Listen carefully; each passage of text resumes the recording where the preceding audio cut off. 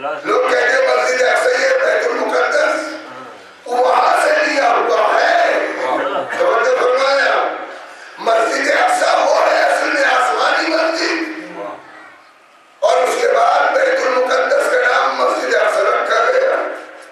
اور یہ نام بھی رکھنا، یہ بھی نقل و شبیہ ہے. ایسا نام رکھ لیا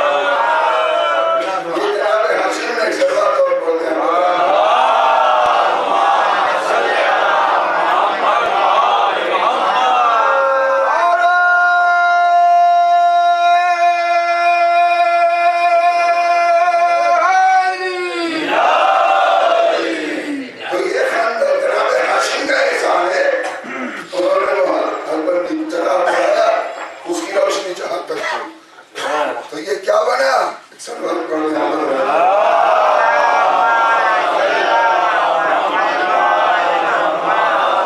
تو کون سب سے پہلی مسجد کون سی ہے؟ مسجد ہے، مسجد الحرام. اور یہ ساری مسجدیں دنیا میں ہے یہ نقل ہے شبیہ.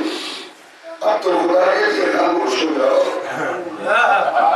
شبیہ کے اوپر اعتراض مت کرو، بدعت مت بتاؤ. اگر نقل اتارنا شبیہ بنانا بدعت ہے تو پہلے ان مسجدوں کا کہانی اور قصہ بتاؤ. اگر مسجدوں میں کی شکل میں نقل اتاری جا سکتی ہے تو پھر تعزیے کی بھی نقل بن سکتی ہے، تعاون کی بھی نقل بن سکتی ہے، کہوانے کی بھی نقل بن سکتی ہے. ایسا نہ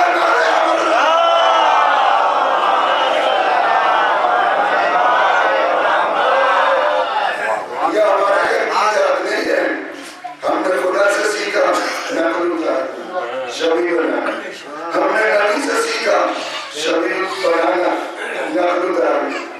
اور ہم نے جو پوری تاریخ پڑھی ہے آپ کے کہتا ہے ہمارے اپنی ایجاد نہیں ہے. یہ شبیہ بنانا ٹھیک نہیں تھی. اپنے مشتر کے کس کو لٹایا؟ چادر کس نے اڑائی؟ یہ لٹا کیوں رہے ہو؟ چادر اڑا کیوں رہے ہو؟ کہ میں یہ دیکھ رہا ہوں کہ یہ میری شبیہ بن گئی ہے. اپنے ہاتھ سے چادر اڑانا، اپنے ہاتھ سے لٹانا، دائیں طرف سے دیکھنا، بائیں طرف سے دیکھنا، سامنے سے دیکھنا، سرحانے سے دیکھنا. میں نے کہا حضور آپ یہ کیا کر رہے ہیں؟ کہ میں کرتا کہ یہ دیکھ رہا ہوں علی علی ہے یا محمد بن رہا ہے. ایسا نہ کرنا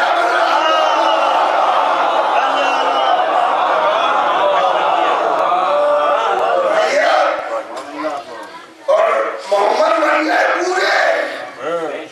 رات بھر 40 آدمیوں کی 80 آنکھیں دیکھتی رہی. کیا سمجھ رہے تھے؟ محمد تھے اس کے اندر نہیں، وہ محمد کی شبیہ تھی. اب تو یقین کر لو یہ بتائیے کہ شبیہ میں کچھ نہیں ہوتا ہے، اس میں سب کچھ ہوتا ہے. سب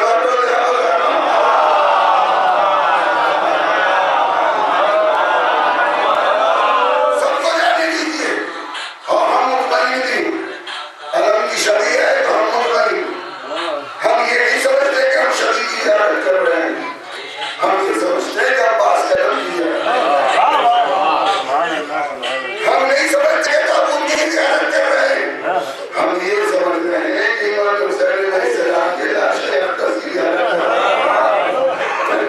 سنیے میں آپ کی بس آخری بات. عید کا دن ہے اور سارے بچے مدینے کے اپنے سرپرستوں کے ساتھ جا رہے ناکے پہ سوار. شہزادوں نے کہا اپنے نانا سے نانا سب کے ناکے موجود ہیں، ہمارا ناکہ نہیں. پیغمبر نے کیا کیا؟ کیا مدینے میں ناکوں کی کمی تھی؟ اگر یہ طلب کرتے تو 10 بار کے آ جاتے نہیں. اب اکثر علماء نے لکھا ہے، وہ بات میں آپ کے سامنے رکھ دوں. کیا ہوا کیا؟ پیغمبر اسلام نے ایک مرتبہ اپنے ہاتھ زمین پر ٹیکے مسجد میں شہزادوں کو پشت میں بٹھایا اور ایک کے ہاتھ میں ایک زلف دے دی اور ایک کے ہاتھ میں ایک زلف دے دی اور ناکے کی آواز بلند کی. اور حسن اور حسین ہیں کہ وہ زلف لیے ہوئے سب دیکھ رہے ہیں. اختلاف ہے اگرچہ لیکن مجھے جو بات کرنا ہے امام حسن اور امام حسین علیہ السلام نے کیا کہا؟ ہمارا ناکہ نہیں. پیغمبر ناکے کی شبیہ بنے یا ناکہ بنے؟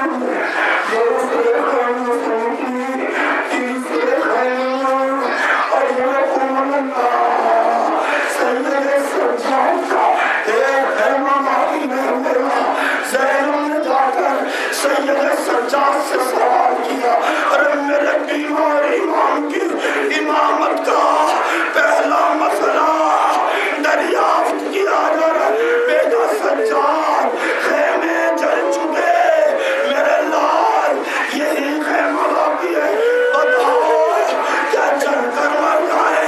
پھوپھی اماں زبا جانوں کا بچانا والی اے پھوپھی اماں باہر نکلیے، راوی کہتا ہے بیویاں باہر نکلیں، میں نے ایک خاتون کو دیکھا جو بار بار خیمے میں جاتی ہے، خیمے سے نکل آتی ہے۔ حمید بن مسلم کہتا ہے میں سمجھا اس خاتون کا کوئی بہت ہی قیمتی سامان خیمے میں رہ گیا ہے۔ میں یہ سوچتی رہا تھا، میں نے دیکھا وہ خاتون اپنی پشت پر کچھ رکھے ہوئے جب باہر آئی تو میں نے سوچا یقیناً قیمتی سامان ہے، لیکن عزیزو زینب نے وہ کام کیا، اے سید سجاد کو اپنی پشت پر لے کر زمین کربلا پر رکھ دیا۔ اجرکم اللہ، نٹوے حسین کے خیمے تاوان ہو گیا، زہرا کا چمن مارا گیا، موسیٰ رسول لٹ گئی رسول کی کائنات، بطول کی دنیا اجڑ گئی۔ اجرکم اللہ، خدا آپ سب کو سلامت رکھے، اے آپ مسلسل خدمت زہرا میں ان کے جگر بندوں کا پرسہ پیش فرما رہے ہیں۔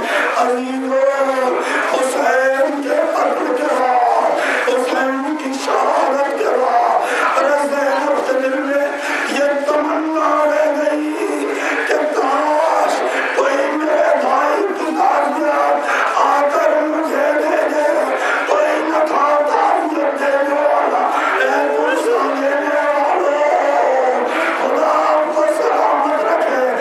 سید سجاد کو کسی نے موت کا پرسہ نہیں دیا، اجرکم اللہ، خدا کے اس جذبے عزاداری کو زندہ اور سلامت رکھے۔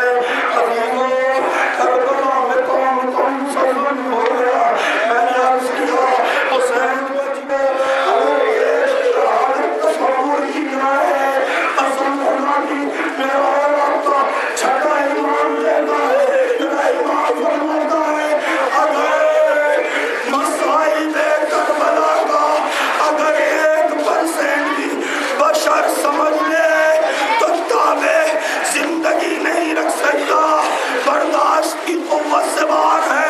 عزیزو کون سا ظلم زمین کربلا پر نہیں ہوا؟ کیا یہ ظلم کم تھا کہ ایک شش ماہے کو تیر جفاکار کا نشانہ، کیسا تیر آپ سب نے سنا کہ کیسا تیر ہے جو علی اصغر کی گردن پر لگا۔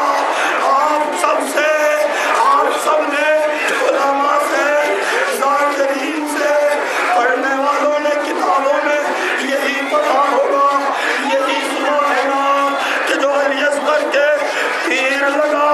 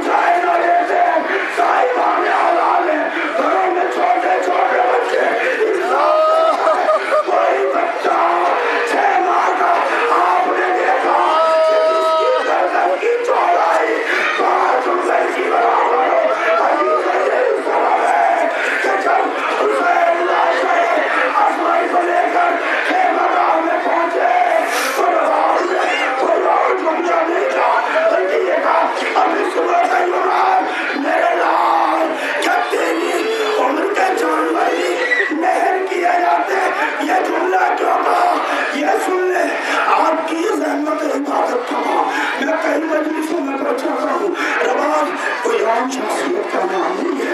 रबाब वो शख्सियत है कि जो फन्ने तीरंदाजी के फन में अपने जमाने की बेमिसाल शख्सियत है, इसलिए कि फन्ने तीरंदाजी रबाब ने अपने बाप से सीखा। जब तीरंदाजी में बेमिसाल है रबाब, जब तीरंदाजी के तमाम फनून से वाकिफ है रबाब, तो अजीजों रबाब इस बात से भी वाकिफ होगी कि कौन सा तीर किस काम के लिए इस्तेमाल किया जाता है, किस तीर को कहाँ इस्तेमाल किया जाए। जनाब रबाब का मकातिब में ये जुमला ये बताता है मेरे लाल तेरे तो वो तीर मारा गया जिससे जानवरों को नहर किया जाता है। अजरों को हुसैन का ये लाल करबला में तीर जफाकार से अपनी गर्दन को निशाना बनवाकर मारगाह माबूद में पलट कर चला गया। हुसैन जनाजे को लेकर पुष्ट खैमों पर पहुंचे और करबला के सबसे बड़े मजलूम का नाम है जो जुल्म अली असगर पर हुए उसकी कोई एक अली असगर की गर्दन पर तीर जफाकार का लगना और हुसैन ने अली असगर की कब्र बना दी।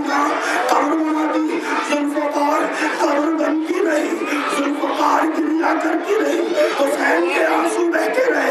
अरे कब्र बनाने के बाद आमतौर से पानी डाला जाता है, मुस्तहब है शरीयत मोहम्मदी में कि जब कब्र बना दी जाए कब्र के ऊपर इतना पानी डाला जाए कि कब्र तर हो जाए, तारीज़ कब्र गीला हो जाए।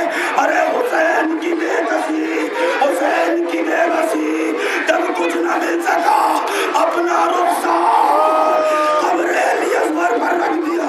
मेरे लाल पानी तो नहीं है लेकिन मेरे लाल ये अश्क है। अजरुकुम अल्लाह अजीज़ों दफन कर दिया हुसैन ने निशान कब्र अली असगर पर लुटा दिया। इनमें इमामत बता रहा था कि अली असगर पर और जुल्म होने हैं। अजीज़ों जब सरहाए शुहदा को शुमार किया गया तो किसी ने कहा मरने वाले 71 नहीं बल्कि 72 हैं, इन शहीदों में एक सर नहीं है। किसी जालिम ने कहा मैंने हुसैन को पुष्ट खैमा पर कब्र बनाते हुए देखा है। अजरुकुम अल्लाह मैंने पुष्ट खैमा पर कब्र जलाते हुए देखा है।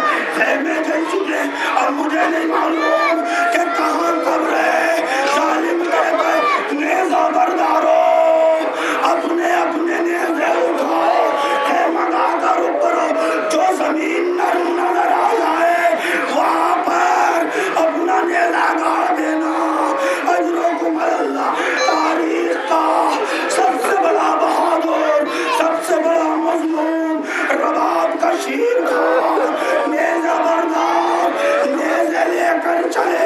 जैसे जैसे नेज़े ज़मीन करबला पर लगते थे रबाब अपना दिल पकड़ कर बैठ जाती थी।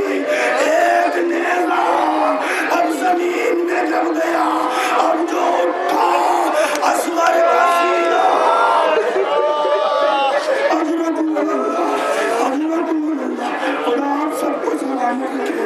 अब जो नेज़ा उठा नेज़े की अनी में